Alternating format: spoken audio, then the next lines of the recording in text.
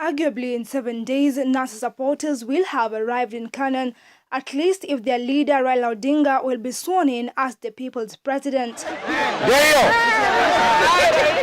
The constitutionality of the process is however being questioned. According to Odinga, the 15 counties that have passed the motion are an avenue for the people to exercise their sovereign power directly, but is it really constitutional? The first question we should be asking ourselves is, when does a government get into power? How does a government get into power? And what process has to be occasioned for us to say that that government, that particular government, is in power legally? It's through an election. Article 1 of the Constitution, which NASA coalition holds on for the legitimacy, states, and I quote, "The people may exercise their sovereign power either directly or through their democratically elected representatives," end of quote.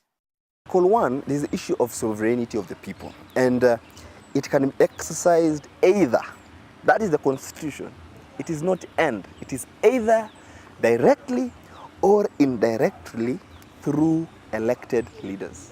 You cannot have people exercising their sovereignty directly and at the same time they have elected leaders. It does not work like that.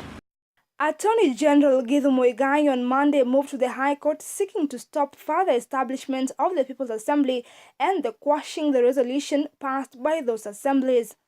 You never rely on a politician's interpretation of the law because it is always biased. Yeah? When I take this constitution and I read it, maybe sometimes when I'm reading the wrong thing, it's not even there, and I tell people, this is what the constitution says, they will believe me, I am their leader. Over 120 MPs have signed up recognizing Raila Odinga as the duly elected people's president, only that 4 members of NASA's 154 legislators in both the National Assembly and the Senate are yet to enlist. The Constitution of Kenya does not provide that somebody can be sworn in as the head of state of this country on the basis of affidavits from members of parliament. Kuna viongozi kadha wa kadha katika muungano wa NASA ambao mchana wako na sisi na jioni wanaenda wanakula mandazi na maharagwe kule State House. Sasa tunataka commitment from all elected leaders wa NASA, wa sign affidavit waseme kwamba wanaamini kwamba Raila Amolo Odinga ndio rais. Opposition leader Raila Odinga has vowed to form a rival government when he's sworn in on January 30th, even in exile. County government that passed the motion of the People's Assembly expected to fund the government. We have planned to swear in our president, and many people are asking, what next after you swear in the president? Doesn't mean that a president needs to live only in State House. President can live anywhere in the country or anywhere in the world, so long as he's exercising the mandate of the people. And I think these are tools that are being used to try and twist the government. I'm sure the people who are pushing for them, they know it in the hearts of hearts. They do. They are very brilliant lawyers and they know that. Someone is like a person who's playing cards.